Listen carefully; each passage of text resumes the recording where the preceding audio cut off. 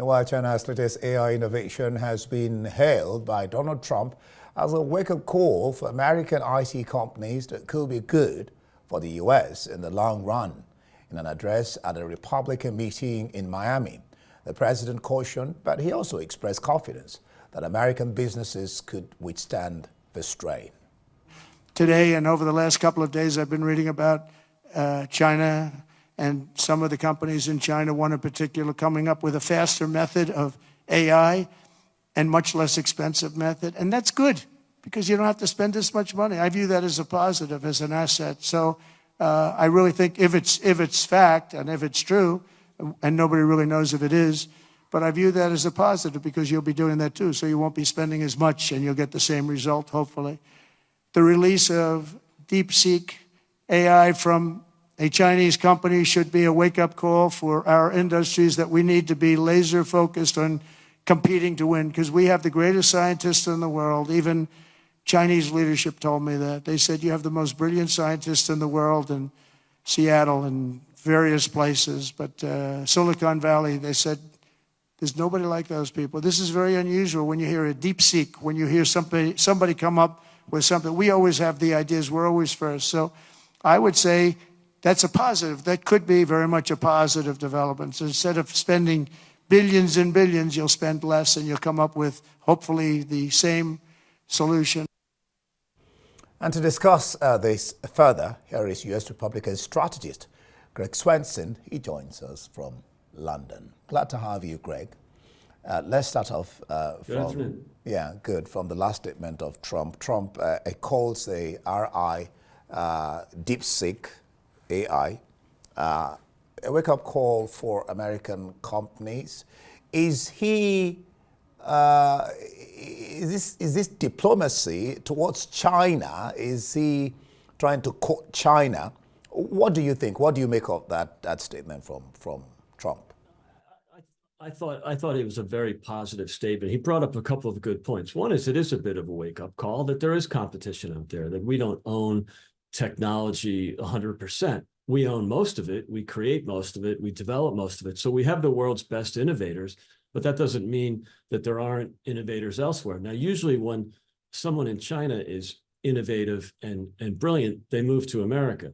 But every once in a while, you'll have one that stays. So I don't think this is an indication of some major shift in tech development. I think it's just a one-off situation. And the other point he made was that you can't really trust what the information that comes out of China right now, especially the CCP. So I'm not sure that the market reaction yesterday wasn't anything more than a brief panic. The market's already come back today.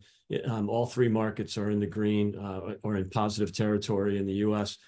Even NVIDIA came back a few points. So, and I'd also remind people, the viewers, that NVIDIA was up tenfold in the last 2 years, and much of that was in the last year. I think 800 basis points of that 1,000 basis points in gains was in the second year of the last two. So it was really due for a correction. I mean, they lost 14% yesterday. If you're up tenfold and then you lose 14%, I think that's okay. So from your standpoint, your argument, you're saying it's a one-off. You don't think this is a game changer in the technology world? Well, if it's a game changer, it will be positive because, as President Trump said, it just means there's some efficiencies here. As we get further into the AI revolution, you're going to have less and less capital required to do the same thing. That's just the nature of technology, and it's very positive. It's competition. I think the other thing it brings up, which is really important here, both in the U.S. but especially in Europe, there's been efforts by the governments to overregulate technology and especially overregulate AI because they claim that there was monopoly positions in place with NVIDIA and OpenAI. And I think this proves that that's not the case. Competition is good. Free market is good. I don't think we should be over-regulating this right now because yesterday we had a great example of an innovative company that's now competing with the big boys. So it's just another reason to stay away from over-regulation by governments. Might being cheaper, faster to get things done in some way. What are the advantages over AI?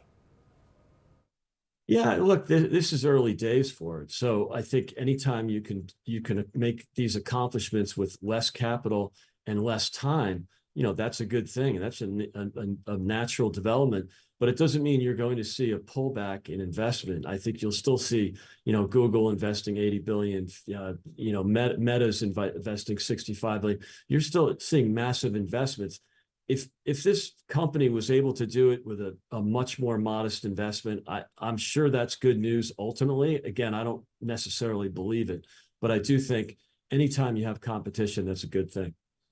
All right, let's shift away from the Deepseek and move into the executive orders that Trump has been signing. Yeah. One he signed that focuses on shaping, what he calls shaping the U.S. military on three fronts: one on transgender, two on developing missile defense shield to protect Americans, and then three, reinstate service members who left because they refused to take the COVID-19 vaccines. You want to discuss these three, yeah?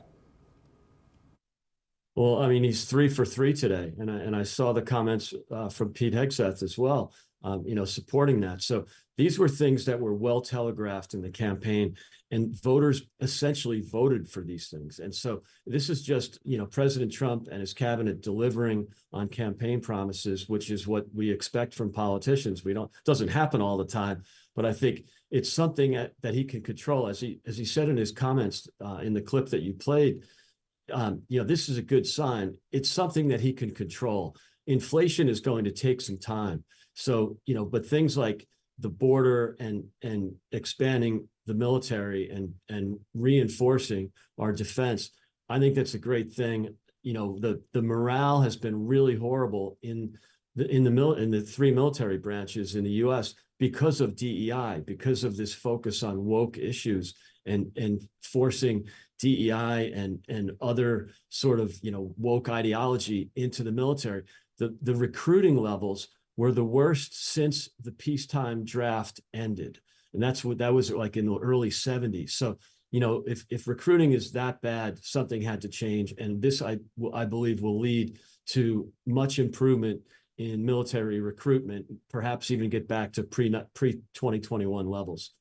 All right, Greg, lastly, let's discuss the freezing of funds.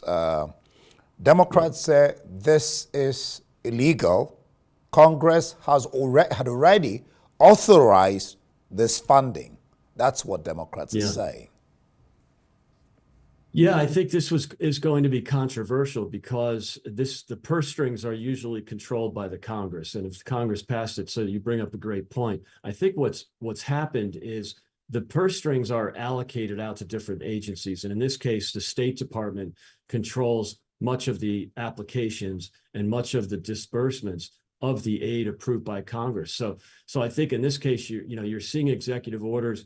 We've seen many more executive orders over the last few presidential terms. And so I think President Trump is reversing a lot of Biden's orders on one hand, but also trying to get reckless spending, that, out of control spending, back under some sort of control. It's not going to happen overnight, but I do believe that the thought is that spending is so outrageous. And that's, again, what the voters said. They voted for, reining in the reckless spending that we saw in the Biden administration. Not only did it cause inflation, which really hurt consumers, but it also created a near crisis with the federal deficit. We have 8 to 10 trillion in new deficit that we have to fund. So the federal deficit now is the federal debt, total debt, is now 36 trillion, and it was 25 trillion only 4 years ago. So this is a really worrisome issue. In cutting off aid temporarily, I have to remind you, it is designed to be temporary, to weed out some of the things that are truly wasteful and truly frivolous. And in that, I think you're seeing some things that are good and necessary, being thrown out, kind of the baby with the bathwater phrase. And I hope that things can move quickly so that appeals can be made. They've already started. There's waivers being applied for things that are really critical. And in Africa, where I do a lot of business, I think there's plenty of things that are critical and I hope don't get cut. But I think it just got to the point where spending was so out of control The voters really wanted something to be done. It sounds pretty aggressive. It is. But I think when you get to the point, this would have never happened 5 years ago, when the debt was at 25 trillion. But with $2 trillion in deficit every year in the Biden years, that debt is still there. That doesn't go away just because President Biden isn't in office anymore.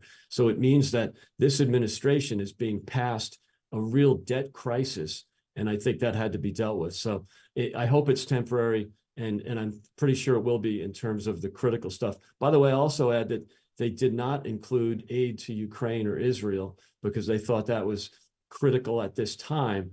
But everything else is on the table, and I hope we can get back quickly to the things that are truly important, but at the same time, get rid of the wasteful spending, and much of it really is wasteful. All right. Well, on the bet right, people have gone to court. We'll see whether this one will take the same bent or not. Thank you so much, Greg Swenson, for your time. Thanks for having me. On The World. Yeah. Thank you.